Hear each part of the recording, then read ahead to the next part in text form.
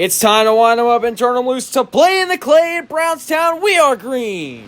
Down into turn number 1, AHR 81 with the early race lead. The 15B machine of Adcock looking to the inside. Not enough right there as AHR is going to come around to lead lap number 1. And we got an absolute war going on for second right now. Chris McLucas looks to the inside. Not enough right there. They're still going to go side by side down the backstretch.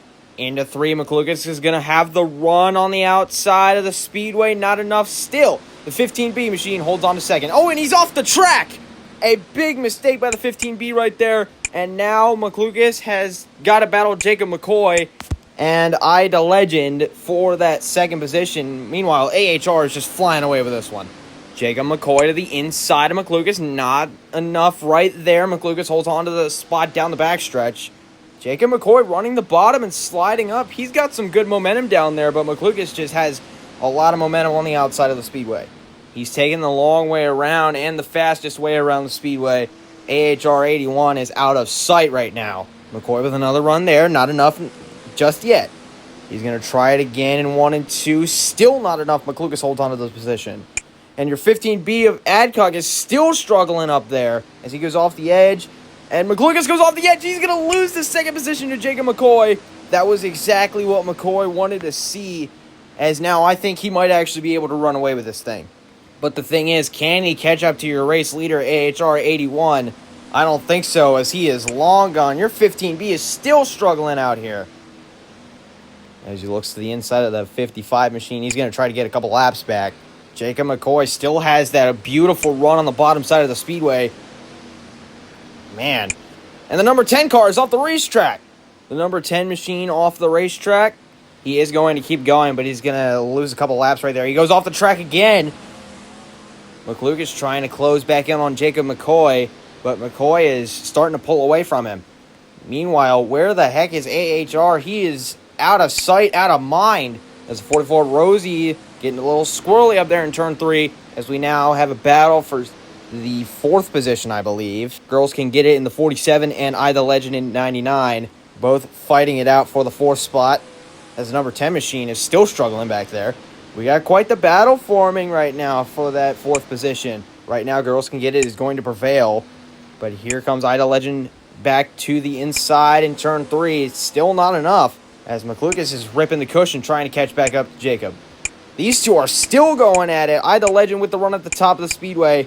The number 10 machine has shut off, and he is done for the night. Adcock trying not to lose any more ground than he already has, as Rosie's going to make the pass now. And he's hard into the wall. Takes a hard right into the outside wall. Man, it has been a struggle tonight for the 15B, and I believe he is going to shut off here. Yes, he is. And his night has come to an end. Meanwhile, Chris McLucas is still trying to catch back up to Jacob McCoy, and he is getting there. He is getting very, very close to your 11X machine. In the short term, I think Jacob McCoy had the run on the bottom, but in the long run, McLucas is just absolutely incredibly fast on that outside of the racetrack. He is closing in rapidly. Still not close enough to get the run to get to the second position. Meanwhile, AHR 81 is now in lap traffic. I guess he has been, but he is about to put the 44 of Rosie a lap down, and there it was. AHR is just seems like a mile ahead, even though this track isn't that big. McLucas is right there, about a 2-car length separate your second and third drivers. Jacob McCoy still holding on that bottom side of the speedway, and McLucas is there. Cannot make the move there in 3 and 4 as McCoy puts a little bit more of a gap in between them. I think this is going to be a very fierce battle for the next few laps. Here comes McLucas with quite a big run, a full head of steam out of turn 2. Still not enough to get past him. McCoy is putting up a great fight on the bottom side of the speedway. Let's see if McLucas can get another run here. And yes, he does. He is right there. About a car length separates your top 2, or I guess second and third right now. They are side by side momentarily. McCoy still holds onto the position.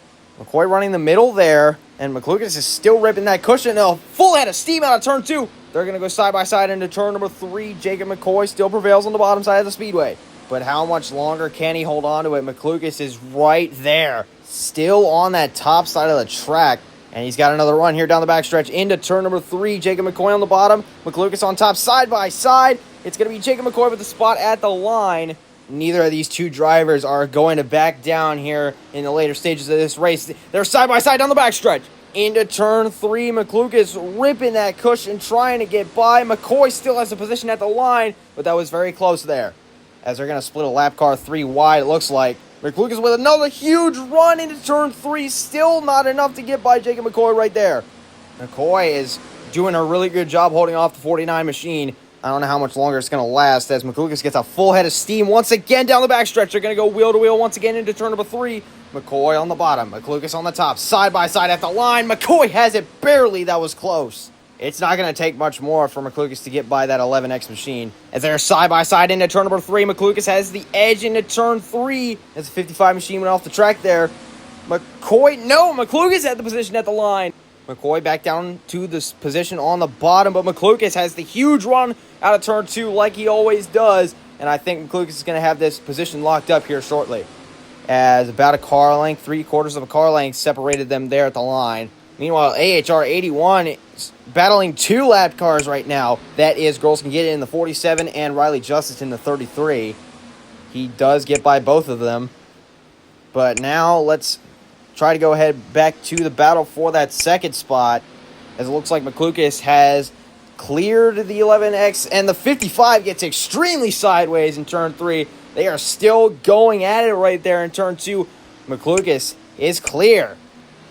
Man, this was some great racing out here. McCoy with another one on the bottom, but McLucas still prevails on the outside. Oh, Jacob McCoy has a little mishap right there, and that is going to give McLucas the edge that he needs to hold on to that second position. And whoa, your leader has trouble. Extremely squirrely, actually hitting one of those tractor tires there on the front stretch heading into turn number 1. But I think he's too far ahead for McLucas to try anything as we're coming to 2 to go. Chris McLucas still ripping that cushion as he is most definitely clear of the 11X machine. We are coming around this time. White flag in the air. One more lap to go for the 81 machine. He has been nearly flawless all night long. Absolutely dominated his heat race and dominated this race. AHR 81 is going to win race 2 at Brownstown.